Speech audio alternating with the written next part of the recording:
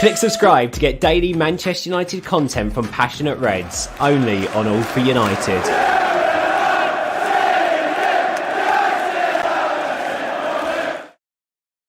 Yes, good evening everybody, and welcome back to All for United. Welcome back to the fourth instalment of Bridging the Gap. Love the background there, John. We'll talk about that momentarily. And well, obviously I hope you're all very, very well. Lots to talk about. It's been a couple of months since we did our last one. I can only apologise for that.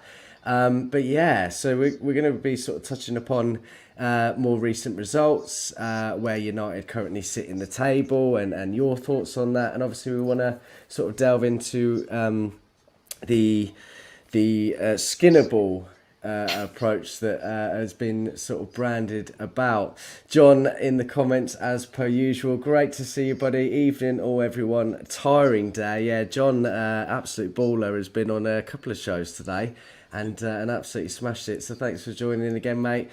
So Nat, I hope you're well. Obviously it's been a little while since I've seen you. I hope you're doing really well. As I said, we were sitting, I think, sixth in the WSL last time we spoke. We're now sitting fifth, which is obviously a bit of a progression. But as I said backstage, 5 points, I think, since we last spoke. And I did see that a lot of draws have happened. So yeah, give me your thoughts at the minute on the current situation and how you feel about it. I've been frustrated by it. Very, very frustrated. I think it's because not just sort of what he's been saying after games, but it's just the way that they've been playing. It's been very slow, pedestrian, build up. It changed sort of a bit on Sunday. Sunday was one of the best performances, to be honest, I've seen them play in a long time, especially going to Brighton. It's a tough place, that, and even under Casey, we did struggle there a couple of times. So, I was really pleased that they got the result, but I think it's been frustrating because I know we've got players there that are very, very good players. I started to come on this show and talked about players like Leah Galton and Jackie Groden, and we've not really seen the best out of them. But for me, I think a player that I did talk about a lot, bigged up a lot, and she was player of the match, and it was Vilda Borisa. She got a goal, and it just sort of feels like, I'd compare it to the men's side of the Donny. We need to play Donny, we need to play Donny, we need to play Donny. And the times that when she's been brought on, it's been for 5 minutes to go, and you're thinking she can't do much there, or she's done really well in the cups and then dropped in the league. And this was, I think, he had to play her. There was no, I just think that the way people were, it was a must-win game kind of thing. And I think she had done really well, like I said, in the league. The team that he sort of probably trusting the most didn't do that very well versus Leicester. And so I think they needed someone to bring in and change it up. And I feel like, we've seen her now, and I don't want to see her without her, I think with Donny, maybe people can still say, because I've seen Donny a few times, I think, but with Vilda now, I think she had about 7 shots, got a goal, was creating chances. We didn't have that energy kind of player, and I feel like she brought that, and we look just like a different team with her sort of pushing forward, pressing the line, and the goal was really great as a crossing, and she was there at the near post and put it in at the far post, and it's just something that we've needed a lot. Yeah, good points, well made. Just going through a couple of comments here. Grant, who hosted his first show earlier at 6 o'clock for the preview of the muchly anticipated game tomorrow night, which could be postponed, but he did a fantastic job. He says here, great to see everyone. This channel is on flames at the moment. Come on, United. I think everyone here with me will say that we've been on continual flames for 2 years now. But anyway, John, great to see you, buddy. And loving the background. Do you want to talk to us about that a little bit first? I can't believe it's been this long, because me and Natalie went down to London middle of October and went to the FCAs, and we got bronze for our first year of the women's side of the All for United account. But yeah, it seems to have been ages now. But yeah, it was a really good night. Quite a few people there that's well known on YouTube that was there as well. And yeah, it's nice to see that people actually knew who we was as well as the channel. So you know, a lot of the people that we knew away from YouTube, like journalists, weren't there because they was actually covering a game at the time. So United were actually playing a cup game at that time away to Durham. But we didn't miss that. We were still watching the MUTV on my phone whilst all the other awards was going on. But yeah, it was great to see and great to be recognised in our first year. Absolutely. Good to hear. And Connor, just back on Vilda-Berrisa, do you share the same sentiment as Natalie? Do you think it's just a case that there are a little bit of similarities with player favouritism? Would you like to see it more, or is there any particular reason why we haven't? I mean, we could go. There's a number of reasons why she probably maybe hasn't played so far, for whatever reason. I think everyone would agree our midfield is our most stacked area. We've probably got about 5 or 6 players that go into 3 positions, 4 if you include what we've been playing or did play at Brighton. We had 5 midfielders on against Brighton. So yeah, I'm not gonna lie, I've never seen her before she signed for United, so I can't prejudge her because I've not seen her. What I did see her though when she came on at Durham, I thought she got bullied a little bit, but to be fair, what player didn't? Durham are a very, very physical side. They're very tall, and you know, a lot of our players. So that was kind of my only thoughts of her. And then she played against City, gave the goal away, gave a chance away, but after that was excellent. So I thought, okay, there is definitely a player there. And what I saw against Brighton, and I think this was, and this is where I go back to. I know we're going to talk Skinner, but this is where I go back to Skinner. I think the system suited the midfield a lot because that midfield 5, if you want to call it, Stanny, Toon, Ladd, Zellum and Berrisa, especially the Ladd, Zellum and Berrisa, all flourished under that system. Berrisa was bombing forward, making the runs past the striker, which was good. I mean, I think that's there. She had 7 shots. She could have had a hat-trick quite easy. She had 2 one-on-ones, good saves. And yeah, if she's going to play like that, 100%, she's going to be one of the first names on the team sheet. But what I loved at the weekend, for the first time, our midfield has kind of been balanced. And I don't think that's just Berrisa, that is Ladd, and I'm sure we'll all agree on that. Ladd played the 6. Berrisa was almost like a 10, actually. Like an attacking 8 going past the strikers. So that whole midfield flourished because of the system we played, because we didn't play with wingers for the first time this season, really. So yeah, fair play to it. So just a question for me, and excuse my naivety, but what formation is generally played in the women's team? 4-2-3-1. Yeah. Okay, so similar to style to obviously what we were playing before and what we saw at the weekend with our men's team. We sort of reverted back to that 4-2-3-1 briefly, didn't we? What I'll say though about that 4-2-3-1, we've never played 4-2-3-1 since Man United has reformed. We've always played 4-3-3. So I think a lot of, and I saw the had a lot of, not divide between fan base, but a lot of anger and frustration towards Skinner Ball is because he's gone to this system. He's not had the players to play that system, but he's sort of been insistent on forcing players to do things that they're not comfortable in. And I get it. Everyone has to adapt. Everyone has to get used to a new manager. You know, we're not going to play exactly the same formation. But I think if you've got a Ferrari, you're not going to race it round on a mountain, are you? You know, it doesn't make sense. If you're Connor, you might, but yeah. You know what I mean? You're going to get a 4x4 to do that job, aren't you? You know? Whereas if you've got a 4x4, you're not going to take it up and down a track, are you? You're going to get a Ferrari. And I just think that's where the frustration has been with me and Skinner. I don't think he's been aware. I don't know if it's, like you said, with what Connor did say, though, about the most balanced.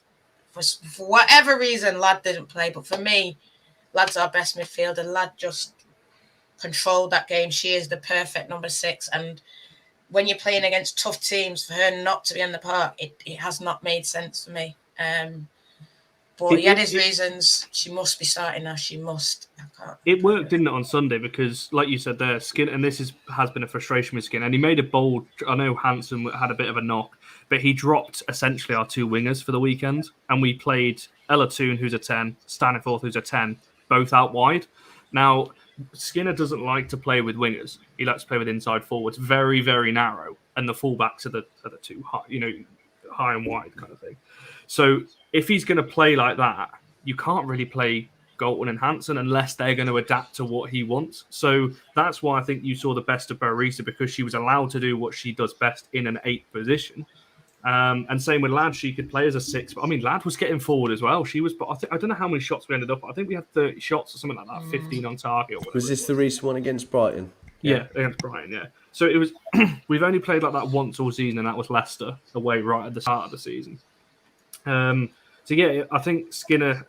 I think we said this on numerous shows on the women's channel. He's going to have to drop fan favourites, I think, or non-fan. He's going to have to pick a team that suits the game and suits the style he wants, rather than picking players that maybe worked before, because he tried doing that and persisted with players, and it's not worked. You said at the start of the show, Mark, we had won 1 game or 2 games or something in 8 matches, one of them on penalties. You know, it was getting bad. So he changed it for the weekend, 5 midfielders packed out in the midfield, and it worked, and it was a dominant midfield performance. And we, like, going back to your original question, I think that's why we saw the best out of Bo Risa, because she could do what she could do, and players that have been criticised a lot, actually, like Zellum, actually played better alongside Bo Risa and Ladd. So, yeah, hopefully that continues.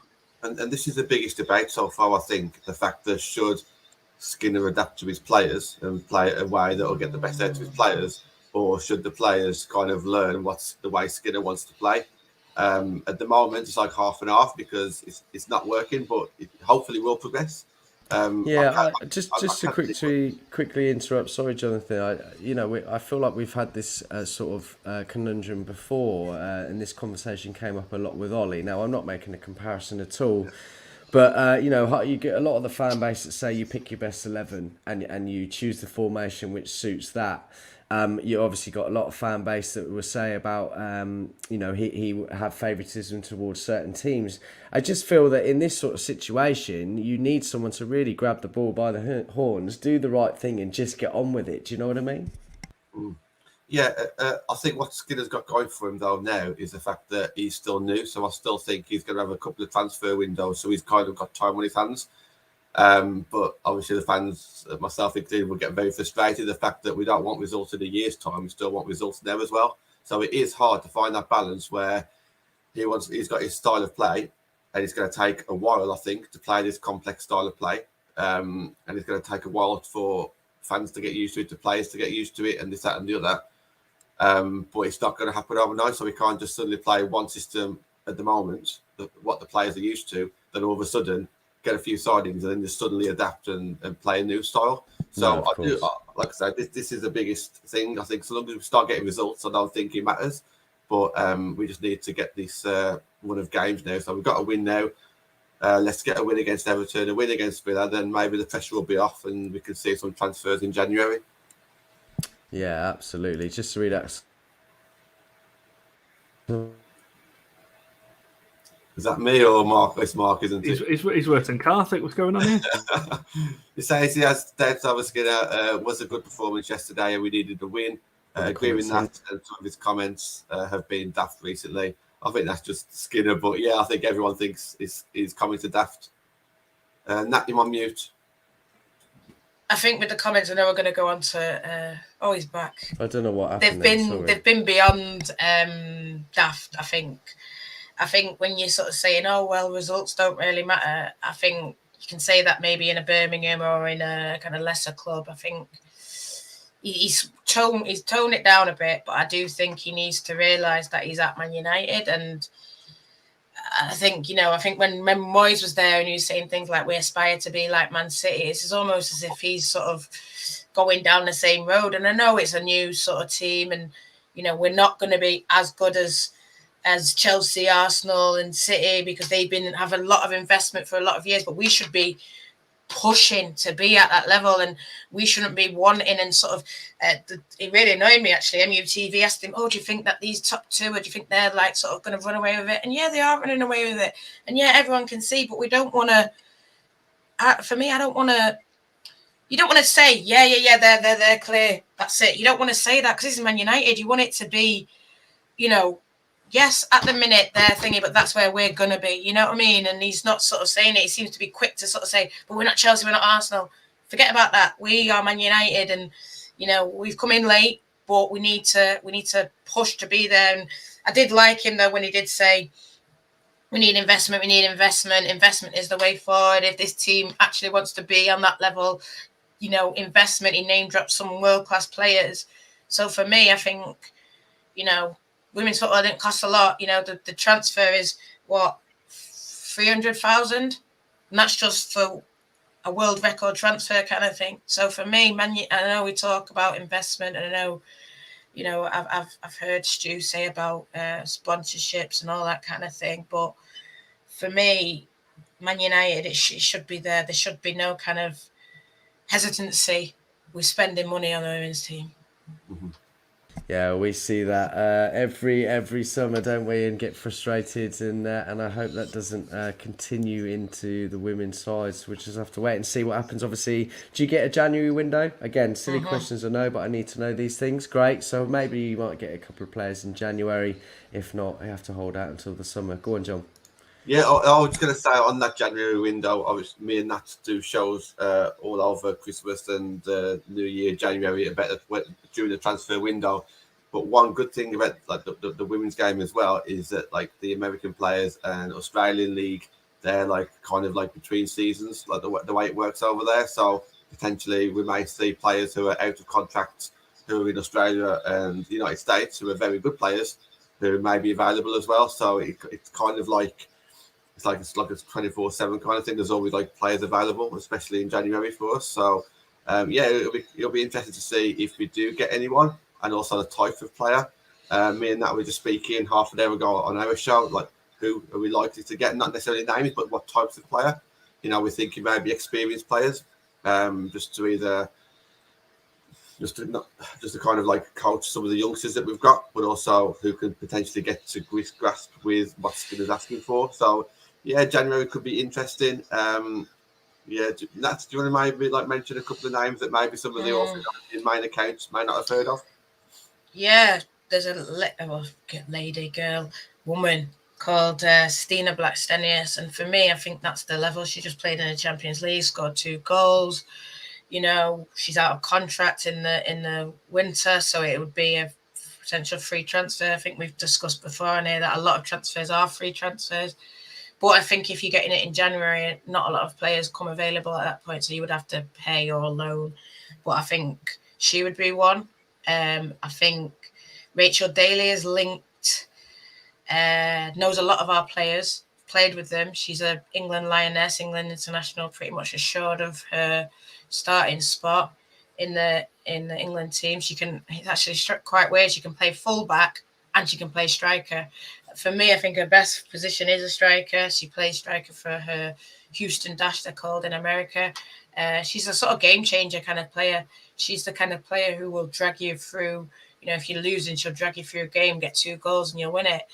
And that's the kind of experience. I mean, Stina's been on the Swedish national team. She dragged them all the way to the final.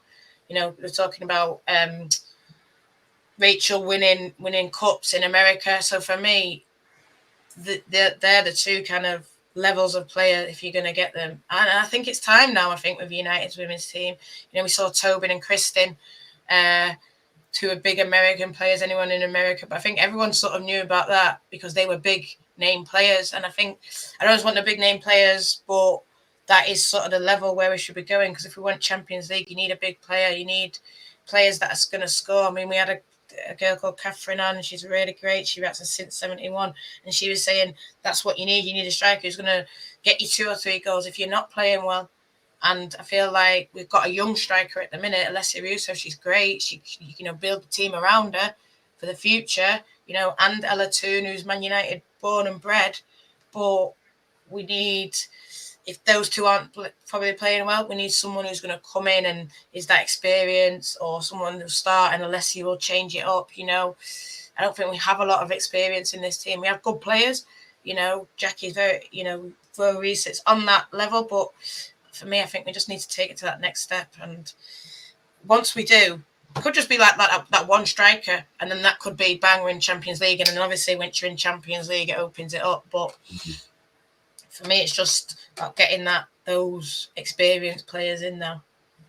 Yeah, absolutely. Lots of people agreeing in the comments about Bo Risa. Thinks she's a phenomenal player and should get more game time.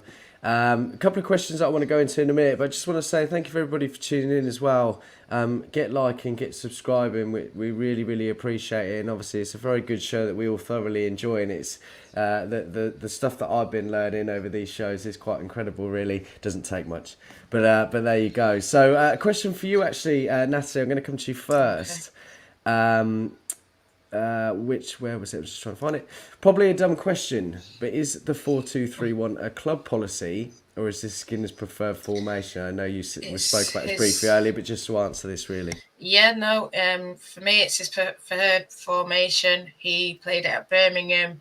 I wouldn't say there's any club policy of playing a formation, but I do pretty much know that the under-21s and I think the under-16s. So I think basically a lot of their age group, because I know that Casey started off with the 4-3-3. I know she had a big hand in sort of making sure that all the teams sort of were playing in the right way. And I've watched a lot of the under-21s, Man United women under-21s, and they play 4-3-3.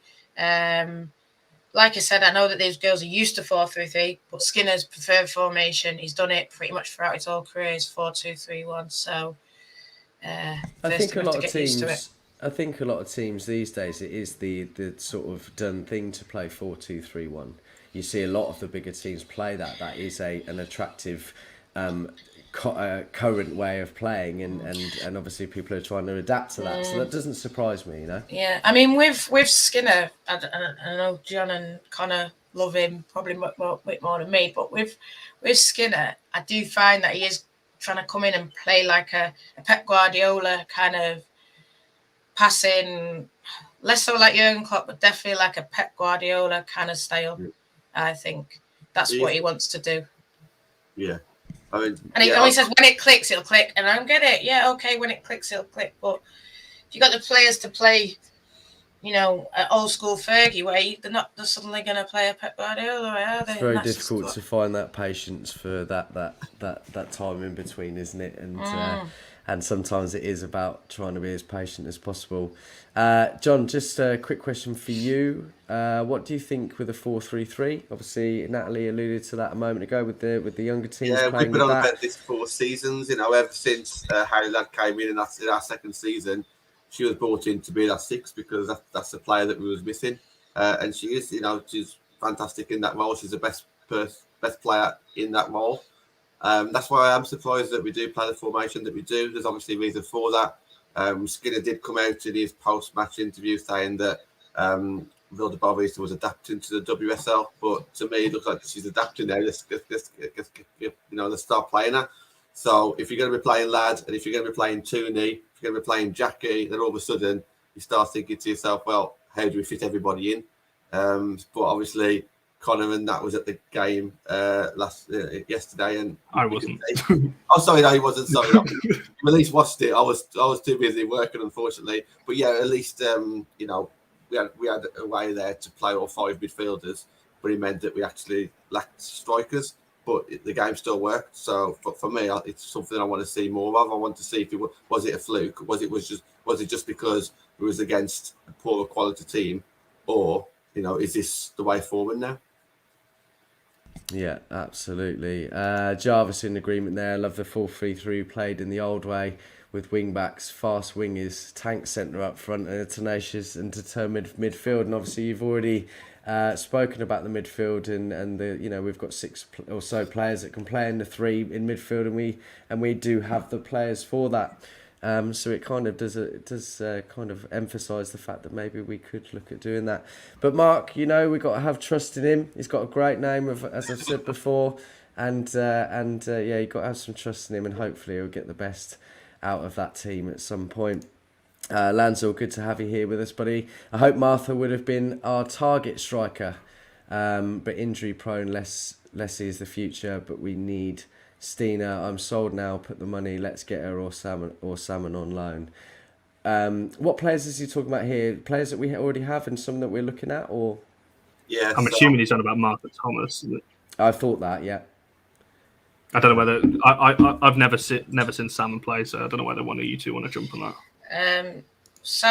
Ebony Salmon used to play for us. She to be honest, I was very, very, very angry when she was let go. For me, it was no reason to let her go. She would have stayed. She went out on loan the first season. She would have stayed in the team. Potentially could have loaned her again. She got about, in half a year, got about, I think it was close to 10 goals in the championship, and that was a part-time league. She was playing in a part-time team against other part-time. She was training full-time, but she, no one's really lit it up like that, say, on loan for Man United. And I think it was sort of a bit criminal that they let her go, but it is what it is. She was let go. She went to Bristol. She scored a winner against us. She's now playing in America League. She got a goal within 30 seconds out there. She's a young lioness. She's the under-23 captain, Ebony. So I'd love Ebony back. I'd love her back. She's Man United fan and all that kind of thing. She was part of the originals. But I'm with Lanzell. I'm sold on Stina. It's like I said, I think we need that experience now up top. I think we've got a lot of young players. He's saying, Martha was supposed to be, Martha is experienced. Martha Thomas, she's an experienced player, but she is very injury prone, and that's what I was worried about. I think when we were first initially linked to her, I was saying no because of all her injuries. But when I have actually seen it, she's been better than what I've expected as well. So maybe I did underestimate her. I do think she is Man United quality, but Connor and John, she plays a game and then she's injured for 3. Then she plays a game, then she's injured for 3. And it might be just getting her used to it. I don't know, but for me, we need someone who's going to be there week in, week out, who can solidly rely on. I mean, we're relying on Russo, but I don't think you can just rely on her all season. They definitely need another striker. There's no doubt about it. And I've not heard any names yet, but I'm pretty confident they are going to bring in players. I mean, they have to. I've been told that they are bringing them in. I don't know names, but we'll have to see on that. But I'm pretty sure they're going to bring in players. Just on Jarvis's comment here, and I come to you about this, Connor, and perhaps some help from Jonathan. Is there any transfer rumours for the January window, and in what position do we need strengthening? I'm not going to be able to talk about rumours, but I can definitely talk about where we need strength, and that is right striker. Martha Thomas is actually a good player, but you can't rely on her because she's injured. Like every time I've seen her, she's come on. I've gone, okay, she looks all right, and then she's been injured the next game. So she's genuinely worse than Phil Jones when it comes to injuries. It's what kind of one game off, 3 out, sure one game that. on. So you can't really rely on her. Russo has actually been one of my players of the season so far. There's a couple of players that are kind of, I think, levels above other players in our squad, and I think Russo can get to that level. She's been that good this year, but she's the only one. And I think that's why, again, you saw 5 midfielders at the weekend, because if you play Galton and Hansen, you've only really got an 18-year-old Carrie Jones or a 19-year-old Fuso that you can bring on. There's no one else that we've got in an attacking kind of position. So, yeah, definitely need... If it's not going to be a striker, it needs to be a forward or like an inside, that somebody that fits this system. It has to be a forward. And if we're talking about where else, I think the only other place you could probably look at, if maybe next summer you're looking at fullback and centre back, because we're a bit light in those areas as well. We've only got 3 centre backs, I think, if I'm right. Lad can play there; she played there for Wales, but you're looking at 3, and you've only really we've got 4 fullbacks, but one's Martha Harris seems to be injured a lot as well. So, and Kirsty Smith's out at the moment as well. So we've only got 2. So you're probably looking there as well. But yeah, definitely it has to be. Not next summer, in January, it has to be a forward player. Because, it's all very well and good. We've got some good youngs. Carrie Jones is brilliant, especially for her age, at 18. But you can't be relying on an 18-year-old to come on and win your games. Say we progress in the Conti Cup and the FA Cup, we get later in that, you're going to need game changers. It was brilliant, actually, just quickly on kind of our depth and these kind of things. When we played City in the Conti Cup a few weeks ago, we were 1-1 at the time, and we brought on Galton, Russo, and Elatoon all at the same time. That is some force you're bringing off the bench there. If we can have that every week in the WSL, if you can bring those kind of names on the WSL or similar quality, then you can start really competing and going deep in tournaments, these kind of things. So yeah, it's got to be someone in a forward position. Yeah, thank you, mate. I Just go on, Jonathan. Yep. I'll very quickly just agree with Connor. Obviously, Natalie's mentioned a load of names that we're linked with anyway. One avenue that we haven't touched on the show is there are rumours about like potentially going for young English players who are maybe playing in like a league lower or something like that as well. Obviously, the fan base are a little bit divided on that one. I don't even think if it's divided. I think they're pretty much against going for that kind of calibre of player. And me and Nat and Connor, you was there on this one. We have seen young players playing in the championship who are very good, but I think we've already got some young players already. So I don't know whether we need to go down that route. Nat, do you want to jump in on that one before Mark? Yeah, it's a girl called Lucy Watson, and I know we went to watch her. Sheffield, they're like our sisters. We loan all our players to Sheffield, so they've got a girl on loan called Tara Bourne. She's got her first professional contract and went out on loan there. But Sheffield had Ebony on loan, they had Palmer on, so they've had, it's been since we've started, they've had Bentley on loan, they've had Molly Green, they've had Emily Ramsey, so they've had a lot of our players on loan. It's a thing that we do.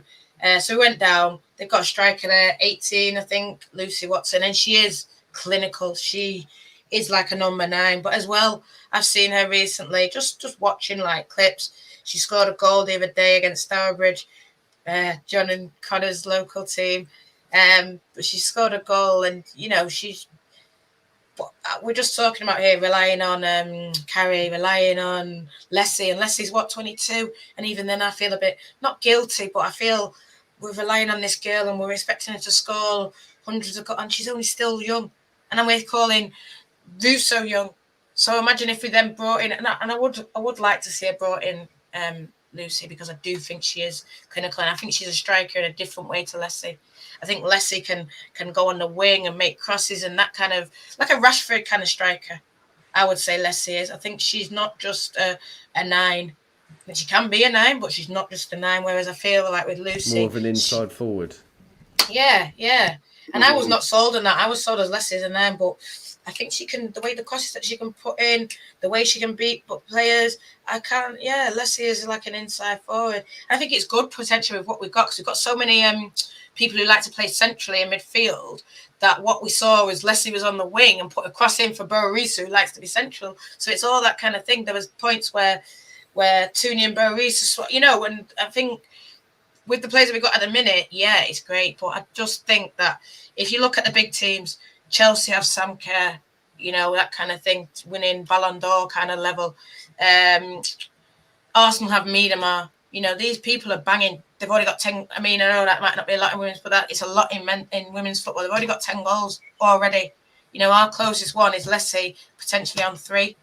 And that's not because she's not doing well. I think potentially the system, but, Leslie, there wasn't really 2 or 3 shots that I saw. Bo Reese could have had more than Leslie. She's not like that 9 who I'm thinking, that's that killer one. That's all you care about is scoring them goals. Whereas I do think Watson is, but I just think to rely on 19-year-olds, 18-year-olds, we need, a proven. I think we need a 25-year-old striker, international striker.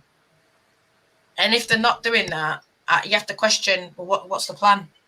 What is the plan? You brought this guy in, you're giving him a 2-year contract. He didn't get any one of his own players in. So now let him go out and get his players. And he's talked, like I said, he talks about investment, but he name-dropped these big players. He name-dropped Pernell Harder. He name-dropped Sam Kerr. He name-dropped Vivian Miedema. So you're not going and name-dropping them. You're saying, I want a player of that calibre. To name-drop them in a press conference after a game, he's saying, get me a player of that calibre. And then we're different, which I agree with him. We are. Well, hopefully that pays off. Sounds like we need a mixture of. I mean, look, the women's team is still in its primitive years and still forming, so to speak, and obviously it just takes a little bit of process to try and get those players in. But hopefully, with the changes that have gone up on further upstairs, you might see some of those changes. If he is name dropping, great. You do need someone with a little bit of ego to not give a shit, put those things in, and hopefully it sort of rings a bell somewhere. Do you know what I mean? And so let's see what happens over the next couple of windows. John, in agreement here, need a striker, and for me, a centre half. You mentioned there was only 3, Connor, really, that we could play. possibly a midfielder as well. Lansel, midfield, I believe we're strong, get a striker that knows where the net is. Remember, we got Tara Bourne to come back and brilliant devs to bed in for the future. Amy, good to see you here with us. I think get those players in so they train full time and then send out on loan. I think that was it from that perspective. Question I was going to ask you actually is there was a little bit of an exodus last summer for various reasons. Obviously, with the departure of Casey, who we've spoken about before, a number of players going to other sides as well. Are we potentially in danger of that being a club that are still trying to sort of, establish themselves, get the right players, this, that and the other? Could there be that problem in this summer or even in the winter? I'll go to you, Jonathan. Sorry, Brian. I'll answer first. Not so much going forward. I think the fact that Tooney signed a contract kind of, I think people will look at other players will look at Tooney thinking, okay, well, if she stayed, that maybe we could stay. It could definitely happen.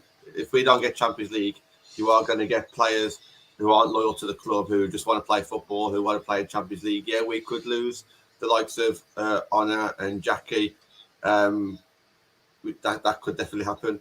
But I'd like to think that because Tooney stayed, it's kind of like going to lay the marker down now. So I think if like Jackie signs sooner rather than later, then all of a sudden if one or two sign, unless if they've got like personal preference and wanted to go back home to their home country, which you can't blame them if that's the case, then I'd like to think that everyone was trying to start. I think the players who left last summer was potentially always going to leave. They left not necessarily because they wanted to go to a better club, because they wanted to go for, Tobin Heath and Christian Press was never going to stay longer than a year. Amy's partner obviously plays over in America as well.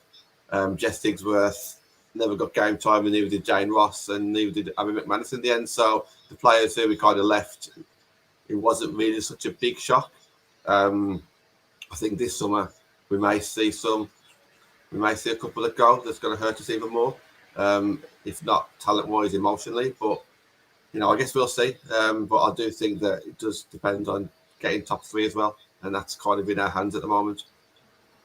Yeah, I think John makes a great point about Ella Toon as well. I think I said this when she signed, we did a show on the Women's Channel. The fact she signed so early on in the season, she's one of our best players this season. We might not get Champions League yet. We're all obviously hoping that we do. We might not. The fact she signed it now makes me think that there's been some conversation. She's been promised something for next season and beyond or whatever. She's clearly been sold on some idea of where the club's going. So yeah, it's a good point. I think that's shows where we are. But I do agree with John. I think maybe not all of them, but there will be at least one player that goes in the next 12 months that's going to hurt a lot of the fans. I think. I don't know who that is. I think obviously Jackie and Honor are the two that if one of those go, which I think is very possible, especially if we don't get Champions League, I think that is going to hurt a lot of the fan base. But as long as we replace with similar quality, I don't think it's the end of the world.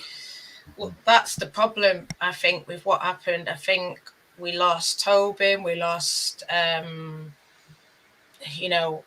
we lost a lot of players and we didn't replace them well enough, really. I think that's what we saw. I think, yes, you're not going to get 2 World Cup winners again, but you need to, like I said, get in an international experience forward. And Martha Thomas is an international experience forward, but she's only played about 5 games for Scotland because of the injuries. So for me, that was, it didn't really make sense that. And now, like I'm saying, he's dropping these names for me, and he needs to be getting those levels, not be getting, even though I would like what Amy said, bring them in and get them training and loan them out. Yeah, that's great. Loan her back to Sheffield. But for me, Lucy Watson shouldn't be the priority. It should be someone who's going to get the goals now, because it's there, it's open. Top 3 is open. We're 2 points off it. We just need to continue on the road that we're going. Yeah, absolutely. A couple of people in agreement here, just sharing their thoughts with potential signings. Brockman from Norway is a great right-sided striker. She's tall and built like an old English centre-back. And best of all, she bangs in goals left, right and centre. Don't know if you guys have heard of her, but talk to me about her. That's the thing. No one had heard of Honor Batche before she came in, really. And people were saying, is she going to get in this team? Is this what's going to happen? for me, someone like that potentially fits the United mold of, we know what they're like, trying to get something on the cheap, so it fits that kind of mold. There is players out there across Europe, across the world. People are talking to me about the strikers in Mexico and this and that. And, you'd like them to have the WSL experience, but it's not the be all and end all. For me, if they're international players, they're good enough. If they're playing week in, week out, well, not week in, but if they're playing for their national team, against other national teams. Honor had played against USA. So for me, you couldn't say that she wasn't good enough because she was getting in the Spanish national team, one of the best national teams. Norway national team, also a great national team. So if this, I don't know if she's getting in because, like I said, it's a great national team. But she's there and thereabouts. If she's pushing to be called up, if she's in the bench, if she's training with Caroline Graham Hansen, who's just won a treble. People like that in and around her. For me, it makes sense to get her. Yeah, good points, well made. And I've just seen a comment here actually, and we spoke about this in the very first show. So he says here, Lansall says here, agree with the Toon signing that long-term contract. She has defo been told and planned and said let's go. Obviously, I hope that's the case. But we spoke about this in the very first show. Players aren't really tied down to long-term contracts, are they? They seem to be on a yearly kind of basis. But with that in mind, do you see that as a good thing to come, Connor? Do you think that's a good sign? Yeah, it's like you just said there, long-term contracts they're slowly getting there, just from my limited knowledge of watching them this year. I think Sam Kersh has got another one at Chelsea. You are seeing longer contracts, and as money goes in and the revenue goes up on TV and all these kind of things, you are going to see longer contracts as the women game grows anyway. So yeah, I think we're not going to be able to do that with all of our players. If you're talking like Jackie and Honor are out of contract next summer, I don't think we're going to see a Toon type contract for them. I think that if they're going to stay, that's probably going to be a 1 or a 2 year. But it's good that we're tying down. And now I said on the Women's Channel a few weeks ago, which is kind of proven to be more and more correct by the day, that Toon is as close to world class as we've got, if not the only world class player that we have. I know obviously other people have got their opinions on it. Now, obviously, you're looking at that thinking if we can get our world-class players tied down to 4, I think it's 4 years, is it? 4 plus 1 or 3 plus 1 or whatever it is. That's a long time. And she's a United fan as well. Like I said, she grew up through came through the ranks and all these kind of things, was there from the start. So, yeah, if we can start doing this with players, it all depends on whether the players, because it's all very well and good Ella doing it. She's been there since start with. We need to get these players that are not necessarily fully committed, like, let's just take Honor, for example. I'm pretty sure her dream is probably one day to play for Barcelona. She's from Spain. Barca are the best women's team around. She probably wants to go and play for them at some point. So if we can get Honor tied down to, let's say, 2 plus 1 Sounds like or 2 the men's years, need to take note then. then I think that would be a big statement. If you can start getting some of these players that don't have full, I'm sure they all want to be here. They all love being here and these kind of things, but they've at the end of the day, they've got their career to think about. They need to go where they're, going to go win trophies if that's what their aspirations are. So if we can get some of these other players, the internationals, tied down, like Jackie and Honor, they're both out next summer. I think pretty sure Russo's out next summer as well. We've got a lot of players out of contract next summer. Let's try and tie them down to longer contracts, and let's see what the conversations are, because ultimately it goes back to what we've said all show, isn't it, about investment? It's whatever the club have said to Skinner and have said to the players, obviously like Ella, in these negotiations. What is that plan? Because I'm sure Nat and John will tell you there was a 5-year plan, I believe, with Casey. Obviously, she left. So has that changed? Is the plan going to continue just with Skinner? There's clearly been some conversations, and whatever's been promised, we'll just have to wait and see. Absolutely. Thanks very much for that, buddy. Just moving on now very quickly, I wanted to talk about the Consa Cup. Last time we were on the show, we were about to play Durham. Obviously, if you can see just here, we drew that one. We beat City as well, which is great to see. And obviously that was a derby just after we'd had the last show, and drew that 2-2. And I remember your faces being hugely disappointed with that. So obviously we got a win there over our derby rivals, so that's excellent. And then obviously lost on penalties. Now, this is just confusion for me a little bit, okay? So there's obviously match day 1, 2, 3, 4, 5. What happens with this? Explain it to me, please. Can either of you explain it without mentioning Leicester? We don't need to talk about Leicester. Right. Yet. Okay. Well, I was going to ask you about that in a moment, Well, and no. I will ask Well, you. Sorry. It's a group stage, so what it is there's how many 5 people in the group, so we play each other once, and it's just decided whether we're at home or away. It's not really think so. The top person from every group goes through. So if you draw, this is the confusion. If you draw a game, so like the Durham we drew, but then it goes on to penalties. So both teams get the point for the draw, and you get an extra one if you win the penalties. Obviously, we beat City, so we were on 2 points. Then we went on 5 points, and basically we just needed to beat Leicester, or at least if we had at least won the penalty shootout, we would have gone above City. City have got one more game. We've got one more game. It's pretty much nailed on that City are going to win their next game. Our game, which is Wednesday against Everton, which is there, we need to win that now. Not on penalties or anything. If we don't win in 90 minutes, we're pretty much going to be out of this cup. Like I said, I don't know why it starts, and I think it starts in the league because it's easier for the championship teams, which is the league below, which is it's basically turning fully professional. But when we were in it, it was semi-professional. So it's to get them to get more games rather than just them come in and just get knocked out straight away, say by a WSL. So it's the League Cup, but they do it as a group stage, so everyone gets to play loads of games, which in a way is good for women's football. You know, part-time team playing a lot of full-time team. You know, it's going to sort of raise the level, I think. But it's maybe getting a bit out of fashion. I know people don't like the group stage. There's a big controversy that because the Champions League women have now got a group stage, it clashes on the same match days. And what's happened is Arsenal and Chelsea have been just parachuted into the quarterfinals, which I don't think is very sportswoman-like. But basically, that I think is going to get changed next year. But it's nice to see the group thing. I think that's something you can take from the pyramid layout that we keep talking about, when money and all sorts filters down, and it gives those other teams a chance. And obviously, you need that in order for teams and things to progress. So that's a really good thing to see from that perspective. And I hope that they keep that for a little while longer at least. Just to quickly ask you then, Jonathan, on the question on Leicester. Now, that was the game that I went to earlier on in the season. We absolutely annihilated them 3-1, and I was over the moon, as were all of you. What happened here?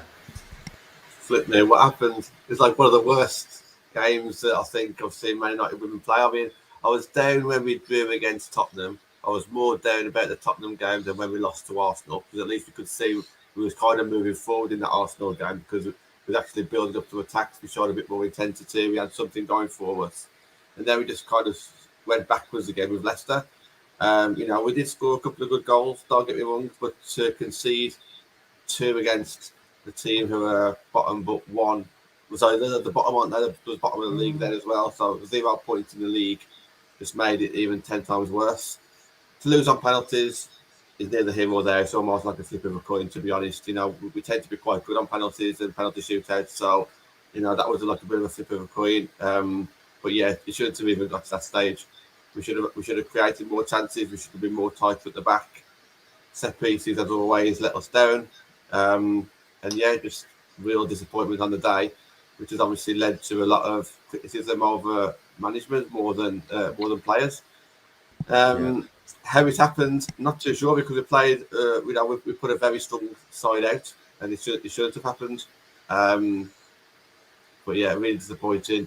And like Natalie said, we're not going to probably finish top of the league now, but we can finish as one of the best runners up, which means that we can still qualify if we win that second. So that was my next question, actually, and I'm glad you've answered that. So obviously we've got a game on Wednesday, and obviously if anyone's watching here, I'm certainly going to be watching that, or at least try to on Wednesday. It'll be a really good thing to watch, especially being the last game within that group phase.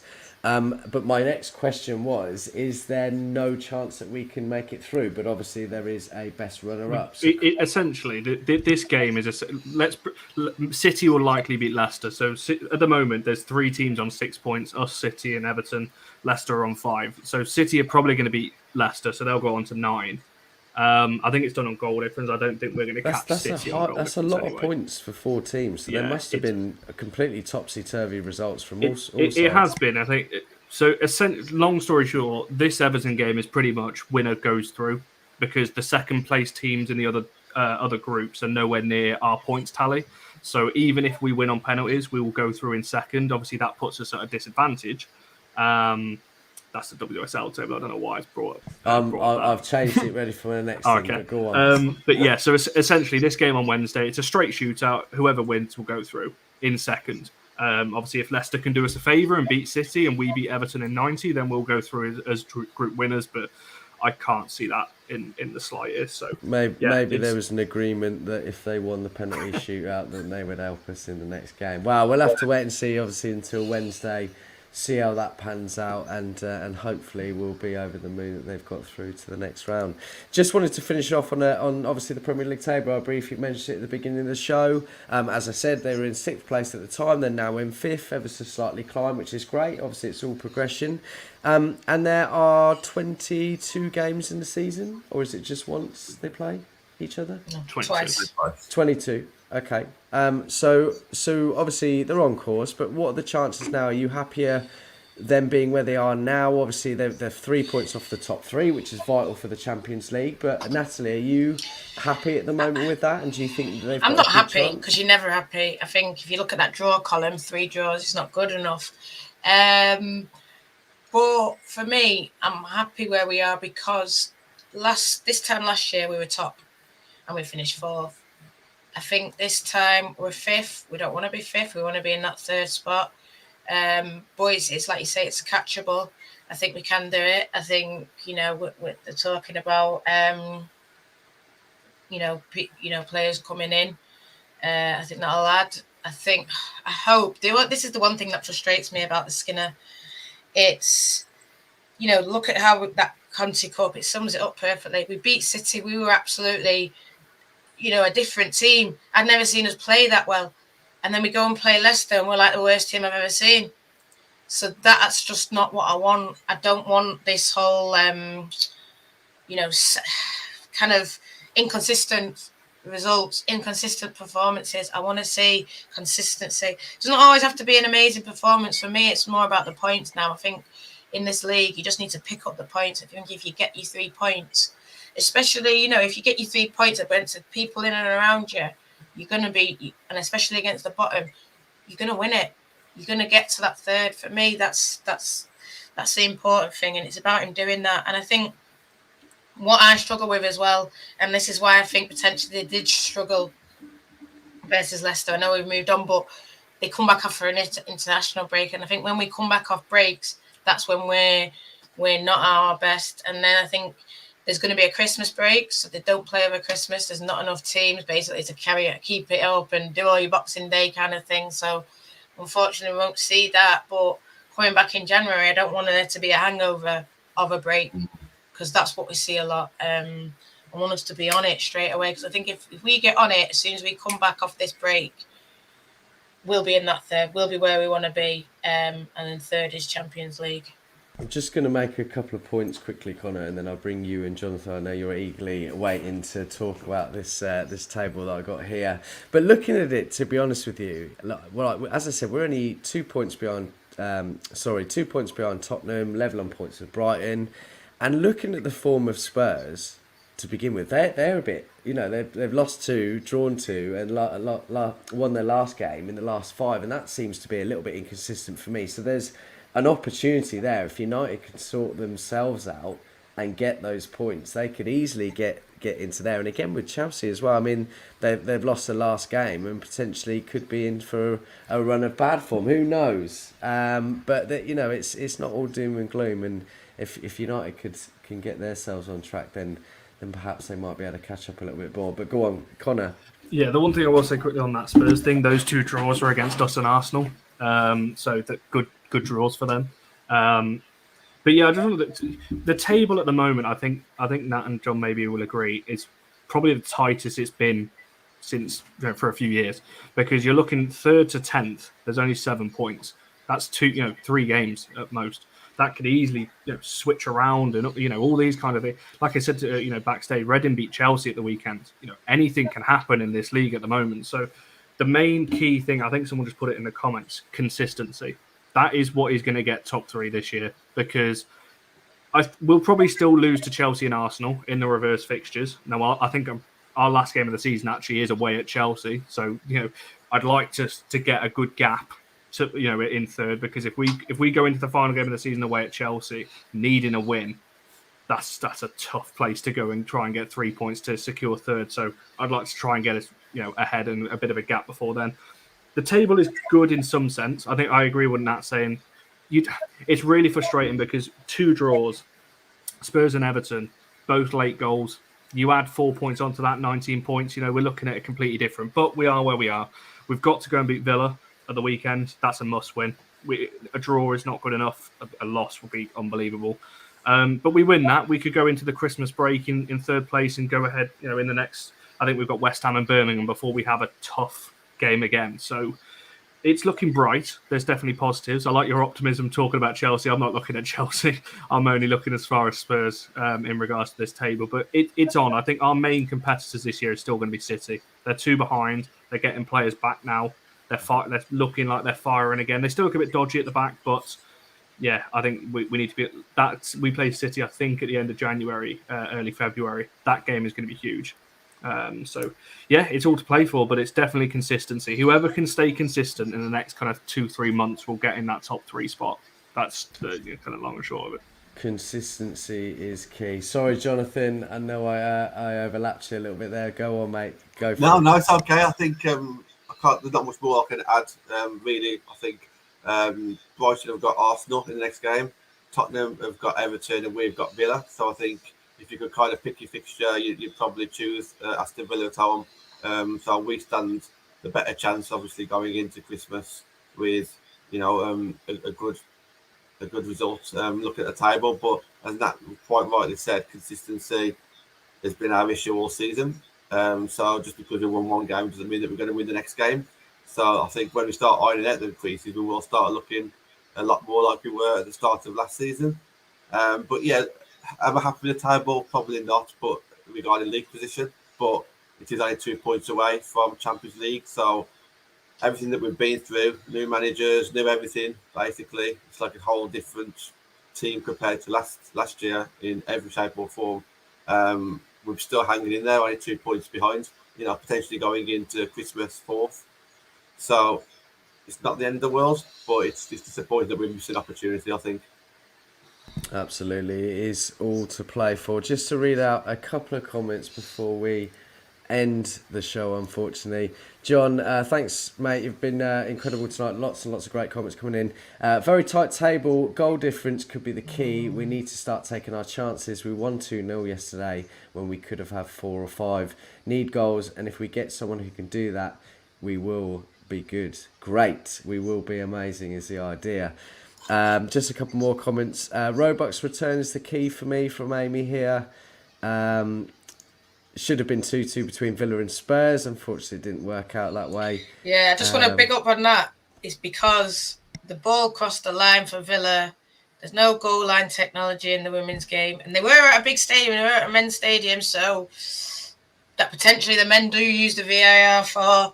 So it's sort of like, well, how can now you be playing in these built-up stadiums, better stadiums, more TV money, and something simple? I'm not asking for VAR, but something simple like goal line technology can cost people their jobs. I think we saw it with the World Cup, when it crossed the line with Lampard. So that needs to get looked at, I think, for me. Excellent stuff. Well, we're going to end it here, guys. Thank you so much for tuning in. Really, really great to see you all. Great conversation. And as I said earlier, and I don't mean to break this record, but I want you to like the video. If you've enjoyed what we've done, like the video. It means a lot to us. Thanks, guys, for coming on. Great to see you all again. It's always really nice having a chat and learning these things. Really, really great. So thank you very much. We obviously aim to do one every month Obviously, it's been 2 months since our last one, so you hopefully will see us on the other side of Christmas. And up until then, for those that just tune in for this stuff, happy Christmas and a great New Year. Seems early, but we might not see your faces for a little while. But listen, thank you so much. Really good to see you all. And as I said, we'll see you very, very soon.